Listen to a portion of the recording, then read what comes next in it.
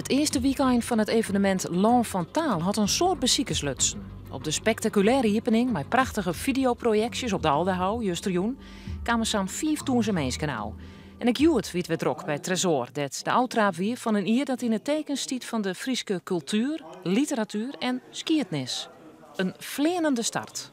Het is geweldig en dan sjost ik dat we absoluut de potentie hebben om volle meer mensen naar die literatuur en Friese cultuur te loeken. Dus ik denk dat we als stad, als provincie, als Tresor nou op een oor niveau komen en dat we dit absoluut vasthouden moeten. Verschillende dichters lezen van de middag een werk voor dat ook onbrocht is op een paar grutte ronddraaiende machines. Een van de dichters, Elmar Kuper, vindt zuiver dat de machine wat oudbreuk doet on zijn werk. Het is heel letterlijk, hè? Dus juist de letters die draaien en er zit een beweging in, als het ware van de rol. En het gekke is, de poëzie, de zuur wat uit. Ik mat hem ik nog een beetje gelijk aan. Ik het werk zien doet het nog net op de machine zie. Toen wie het geweldig rauw en indrukwekkend. En het is nou wat is maar dresseerd en zit op die machine. Maar het blijft een geweldig mooi werk.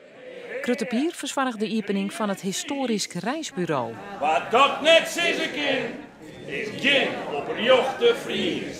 Bij dit reisbureau kunnen mensen uitziekje waardharen voorouden binnen om zo op reis te gaan naar de plakken dat ze bij komen. En dan weer ook nog de start van de tentoonstelling Topstikken in de kelder van Tresor. Er binnen al jaar schatten te zien die het oors in de opslag lezen. Prachtige stikken uit de Friese geschiedenis, zoals de inschrijving van het huwelijk van Rembrandt van Rijn met Saskia van Uilenburg. En het document waarmee de Roomse keizer Sigismund in 1400 de Friese vrijheid bezegelen. Het begint dus het hudder van te boezien. Maar een geweldig mooie middeleeuwse handschriften met bladgoud en illustraties. Maar boeken uit de 16e eeuw, 17e eeuw. Dus de absolute top, historische top van Tresor ligt er in die kelder. Het eerste festivalweekend van het Lan van Taal is vergees en rint nog ontmoen.